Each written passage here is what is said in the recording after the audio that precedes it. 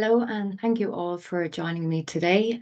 Whether you're joining because you're a manager looking to support your well-being and energize your team, or from leadership and HR looking to know ways to support your management team as well. They serve a very critical function in any workplace for business success, for managing well-being, for sustaining productivity.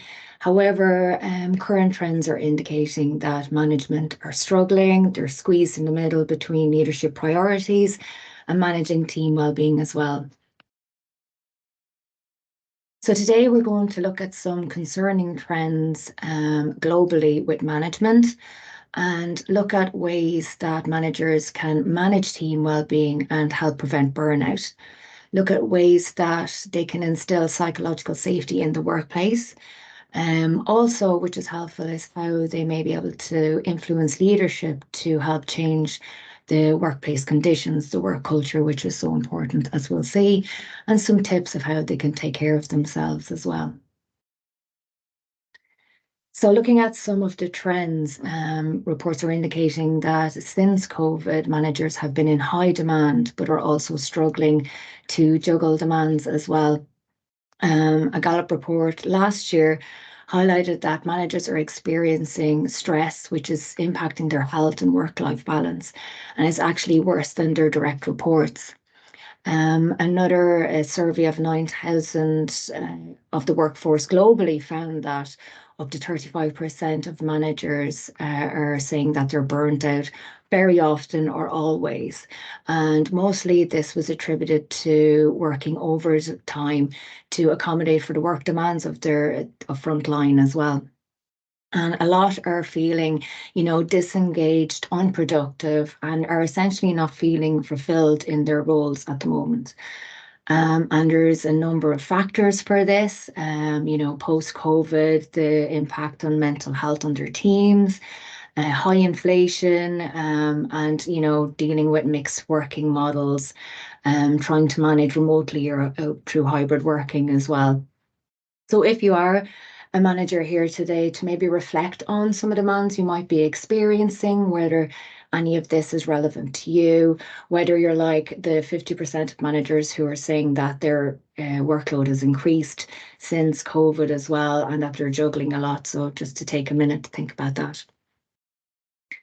Now, middle management have been called the squeezed middle in a lot of recent reports, and it's because they're tied in between those executing the work in their teams, looking after productivity, and sometimes the unreasonable expectations of senior leadership, doing more for less in the current economic climate. And of course, there's the demands of managing teams with mixed working, some may be on-site, hybrid, or working remotely, and it can be hard to see how your teams are doing, beyond even the work, even how they're doing personally in their work.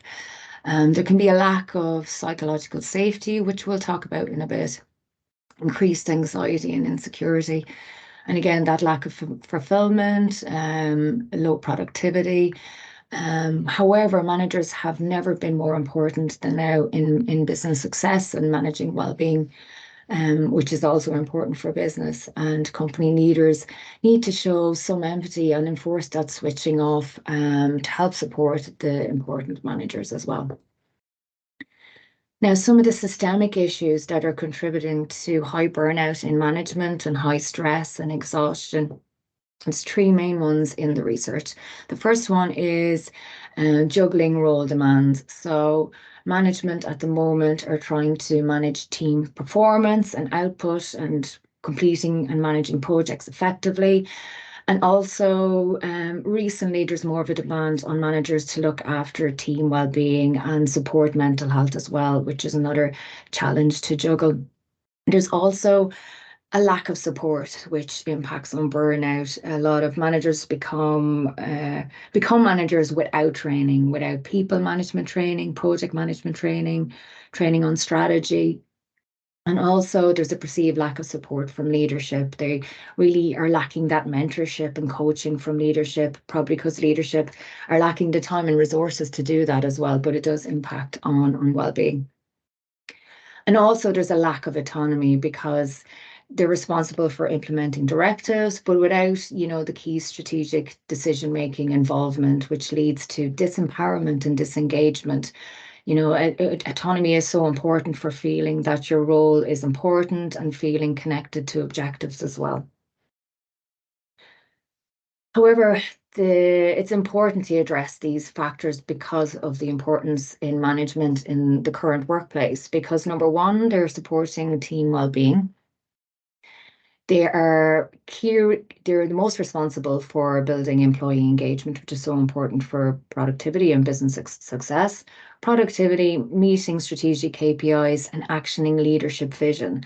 And what good managers do is create a good working environment, led by their people skills and having high emotional intelligence. And management now is in the current working climate.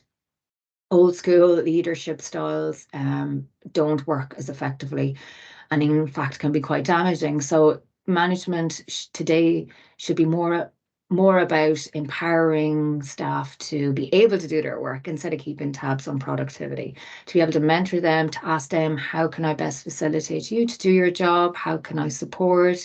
Be there, be a listener, and to encourage innovation and shared innovation in the teams as well. So it's so important now more than ever to be investing in your middle management because there's a quote from a McKinsey report here that top performing middle managers create strong relationships that enhance performance and drive effective operations, which is so important for business. And it's more important now in more financial volatile times than ever before. And in a time where employees are expecting flexibility, expecting their mental health to be supported, expect to have play a key part in the role and have some sort of rewarding work at the end of the day over any other factors. And these are some tips for leadership or HR, what good managers need, or what managers need to be good managers, let's say, is that their role has clear expectations, and targeted training as discussed previously, whether that is what was considered previously the soft skills, which is now more important, that people management approach as well. Knowing and understanding why their work and their actions matter to the organization on a wider scale is so important. And to be inspired by leaders behaving similarly, prioritizing work-life balance, and feeling cared for as well, which is important for employees, and supported by role design and rewards at the end of the day. With strong management, you have reduced attrition, which is so important and relevant right now. Talent acquisition, support well-being, and increasing psychological safety. However, only 20% feel that companies help them to be good managers, so there's a lot of room for improvement here. Now that we've discussed the importance of management and how they can be supported in their role, I'm going to talk a bit about how managers can help support team well-being to help, increase productivity and engagement amongst employees. Now, a prevalent issue in the last couple of years amongst employees is, of course, burnout. And the World Health Organization defines it as feelings of energy depletion or exhaustion, increased disinterest in one's job, negative or cynical feelings about one's job, and reduced professional efficacy, which is, of course, what no business wants amongst their employees. More than 3 out of 4 employees feel burned out at some time. That's another statistic as well, so it can be quite prevalent. And it's prevalent because it's so difficult to spot remotely or with hybrid working as well. You may have an employee or a team member who is, saying in check-ins that everything is fine and they're meeting deadlines. However, they may be struggling to juggle work and home life, and that you don't see the struggle that's really there. They may be, quite hyper focused during the week, trying to meet deadlines, and then have difficulty switching off in the evenings. But as a manager, it can be hard to see when someone's struggling compared to when you're always on site, and you can see when someone's rushing around trying to meet demands as well. So there are ways that managers can help reduce burnout in their teams, and some of them can be quite simple approaches as well. First of all, having a human-centric, people-first work culture.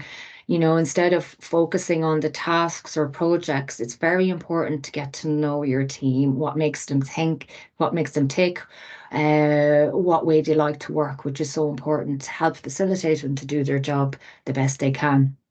Um, Lack of control can really contribute to burnout as well. And that might be, that they might have too much responsibility and not enough control, or that maybe they don't appreciate being micromanaged, that they like to have some autonomy about how they do the work that they do, which is just so important to have that flexibility. It's important also that managers listen to work-related problems to understand where problems might be arising in work processes or people might be experiencing stress, so that people, their team feel listened to, and that they feel that the manager really cares about the struggles that they're experiencing in their work. And also, teamwork is an important buffer against burnout. So it's good that if a manager can get their co-workers together cohesively as a team, or figure out ways even in hybrid that they can work best. And also to embody and endorse rest and recovery. If you're working overtime all the time, it's not really sustainable. So it's so important to be able to switch off the laptops at the end of the day and to do things, engage in hobbies or get out in nature or exercise. But it's important that the manager is a good role model for those kind of behaviors. Essentially, managers are the first line of defense to reduce burnout, and they can do this in a number of ways. Here are a couple of tips, and that is to focus on the things that bring joy and inspiration to the team, whether that's humor or GAA or reaching sales targets, whatever that is, to find that and to try and build that into a positive work environment. And to be able to demonstrate high levels of trust in your colleagues as well is so important. People work better if they feel that they're trusted and trusted to do their work the best they can. Again, flexibility and autonomy are so important, and that the manager models what well-being is, and to, endorse self-care and switching off. It's important to check in regularly, not only in how the work's been done, but how people are doing the work as well. And to advocate for your team if there's conflicting demands from other departments, just to prioritize the well-being of your own team as well is so important. And of course, to encourage the use of resources, whether that's, mental health training, EAP, to take annual leave and to rest and recover as well. So there are all ways that a manager can help to reduce burnout in the team. And what's also important is how, managers can instill psychological safety within their teams. Now, a bit about what is psychological safety, if you haven't heard of it before. Essentially, it's a person's perception of the consequences of taking risks and being vulnerable in front of their teammates. So essentially, it's the belief that you won't be punished when you mess up. Because if you're in a psychologically dangerous work environment, if you see over on the left, you'll have fear of making mistakes or admitting mistakes, and a tendency then to not take ownership of what went wrong, and a tendency towards blaming others. Team members are less likely to share different views, and then that's going to affect team dynamics. So, and there might be a bit of resentment that's hidden beyond there, and it's not the way people work best. On the other side, if you're creating a psychologically safe environment, people are more comfortable admitting making mistakes so that they can learn from failure, and the team can learn from failure and address those.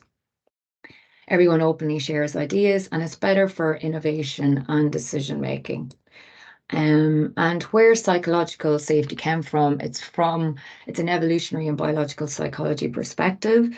And it's all about how our brains process work challenges, such as, competition from a colleague or something from your manager that you're uncomfortable with, that, your body perceives as something that's actually a life-threatening situation. And this stimulates our amygdala, which is associated with anxiety, and kicks into overdrive, taking over all our other brain centers as well. And the problem is that this fight or flight response shuts down other cognitive processes in the brain, which is not good for working well either. So if our workplace feels threatening, our primal instincts and protective instincts take over, leading to poor decisions, communication problems, stress, and burnout, which is essentially not what we want. So some tips for building habits for psychological safety in your teams is, again, checking in with your team. How are you doing? Also addressing emotions in teams. If it's evident that there's high stress, meeting demands amongst the teams, it's important to call that out. It's been shown that this is correlated with lower stress in teams. It allows teams to process emotions, whether that's disappointment or frustration. It's best to always call it out and go from there. What helps with psychological safety is ensuring that everyone in the teams has their say equally, taking turns, that component of an authentic inclusion, and then just constant reflection on how collaboration is going and adapting accordingly. And what's also important is positive feedback. And that's not blind positivity, it's a constructive critique as well. And it helps with innovation and increased connection and motivation, which is what you want in your teams. And we'll just talk on the next slide about this positive feedback and what it is. So US billionaire Warren Buffett said, he has a great quote, he said, praise specifically, but criticize generally. So it's important to be able to give feedback to your colleagues, to your team, to highlight any key issues that are going on. If there's customer dissatisfaction, for example, or if a component of a project isn't working, it's better to have that said. But if you say it in a, you highlight the praiseworthy qualities in performance and then bring in the negative, it is quite effective. And also expressing gratitude as a manager for the work the team is doing, of course, goes a long way. So working in this way, facilitates better communication, it's better for business, but also creates greater emotional intelligence, innovation, and greater interaction outside of meetings. So people are collaborating a lot more, which leads to stronger team cohesion as well. And another, expanding on team emotions. Again, it's important to check in and acknowledge negative moods, but non-judgmentally, use the mindfulness approach that, it's neither good nor bad, but just allowing it to be present there and acknowledged is so important. And it's helpful, as I said previously, in reducing stress and addressing it in a helpful way. And another important trait in management and leadership is being able to lean into the discomfort of uncomfortable conversations or giving feedback instead of experiential avoidance, because, your teams recognize when you're not being authentic about what's going on, and, it leads to that lack of trust as well. So it's an important mindfulness skill, again, to lean into this discomfort. It works out so much better. So now we'll have a look at leadership style approaches in management that are effective in the modern working world. So traditional leadership would have been all about power and control, all about the manager or the leader exerting control and had all the decision-making power, where there's no shared responsibility or critical thinking or shared innovation. So in this type of leadership, which may be important for certain types of jobs, but it's about micromanaging, keeping everyone in check, keeping reports in check. However, this is more conducive to a high stress environment and prevents growth and thriving, as employees can become fearful, disengaged, unproductive, and even resentful. So it's not necessarily the best way to work, particularly in the current mixed model world of work as well. A preference is really for more empathic situational leadership. So showing empathy and understanding your team works better for a well-being, which is also great for productivity. And there's a connection between emotional well-being and productivity at work, and there's lots of evidence for that as well. And situational leadership is all about having not a one size fits all approach in managing your team. People are different, they work different ways, so it's about having that flexibility as well instead of being rigid and traditional. And that empathy piece then drives performance. So a skilled, empathic leader can read how people are feeling and address issues before they escalate as well, which is important, and tends to show higher performance and lower turnover in teams. Authenticity is also really important. It enables psychological safety, whereby embodying this authenticity to be yourself allows your employees to show up to work being themselves as well. It's important to have transparent communication. If there are uncertainties, that there's no sugarcoating because people can really, see when you're being genuine as well. And it instills and builds trust if you're being as honest as you can be about situations. It creates greater trust and confidence if the human side is shown. But of course, in times of uncertainty, you also want to be calm and confident so that employees will instill that or your team will embody that as well. And now to talk about a very significant factor that influences all of this is the wellness culture. And it's reported as one of the main things globally in a recent 2023 report that people want to change in their organization over wages or any other factor. So there are many critical success factors involved in creating a wellness culture. And the first of these is leadership buy-in and endorsement of well-being initiatives, which drives all the rest of the components. It's also important to have good communication about well-being initiatives, why they're there, and communication top down and bottom up, a bit of feedback about how things are running. You could use well-being surveys to assess this, or success stories as well, where things have worked. And a third component, which is what we're talking about here, is management support, so that they're supported by relevant and targeted training, and are supported in their role and are trained to support their teams. So that's 1/4 of the critical success factors of well-being in an organization. And another culture component is employee engagement, that employees know why certain initiatives are in place and they feel involved and can communicate and participate in initiatives as well.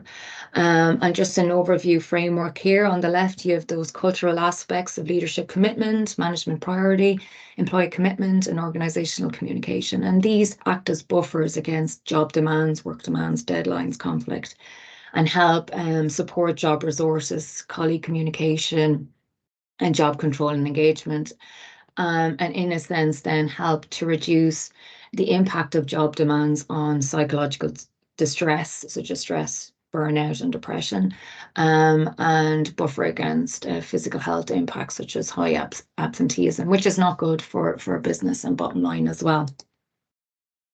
Now, why should an organization invest in well-being, particularly now when there's a lot of financial uncertainty?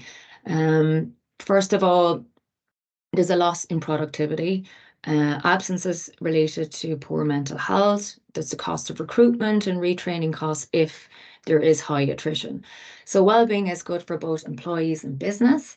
It prevents stress and creates a positive work environment where individuals and organizations can thrive.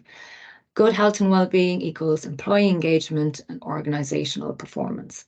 Some other findings: strong employee well-being companies outperformed the stock market by 2 to 3% over the last 25-year period. And that's from London Business School.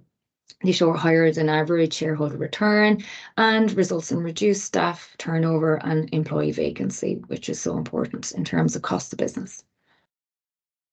And also some statistics on return of investment. So it's 4-to-1 is the average ROI for having a wellbeing program, or 6-to-1 for having preventative strategies in employee wellbeing. This could be mental health awareness training or leadership and management training, workshops, coaching, health testing, as opposed to reactive interventions such as EAP or counselling. And finally, to wrap up this webinar, are some self-care tips for managers in juggling demands of work that we've discussed. So what's important is firstly, having self-awareness of how you are around others, your strengths and weaknesses, constantly reflecting on that. Also, it's important to think of ways you can set boundaries, clear boundaries of your preference for work or your capabilities, or when you're being strained, how you can communicate that with your own managers. How to encourage that amongst your team as well, about setting boundaries between work and home life. It's also, of course, important to look after your mental and physical health in any way you can, if that's just going for a short walk at lunchtime, any way to help disconnect. And it's important to be compassionate about the demands, and that you can only do so much as well. You can't please everyone all the time, and that you can only try your best and try to be as flexible as you can. Gratitude also is very good at switching your perspective from a negative mindset. So even if it's just in times of high pressure, just thinking of 2 or 3 things that you're at least grateful for. And the signs of happiness, say the just 4 key components of building your own happiness. And first of those is to try meditate, or try some sort of meditative practices, whatever that might be, to journal or reflect, to exercise, and to try a random act of kindness during the day or during your week as well. It's important to schedule downtime, to allocate, right, this is my work time. Now I'm going to spend my evening connecting with friends and connecting with family, engaging in my hobbies, just to switch that mindset from work wherever possible. And then, of course, to seek support from colleagues or a family, or with a therapist, or with a coach, or with work colleagues, anything, to seek that support and express how you might be doing, or the demands that are currently ongoing, to help support you emotionally. So as a final part, maybe, just to reflect on any component here, any skills that might have been described that you might be able to incorporate in your work in managing teams or supporting managers. Of course, there's always those external constraints, such as culture, that you can start to tackle as well. Or maybe quite a hierarchical work structure, or your team needs to be micromanaged because of the type of work. But is there anything in this webinar that you might be able to take home after this to deploy? So thank you so much for joining me in this webinar today. I hope you found it helpful and insightful. If you would like to know more about our manager trainings, please send us an email to hello@zevohealth.com. Thank you.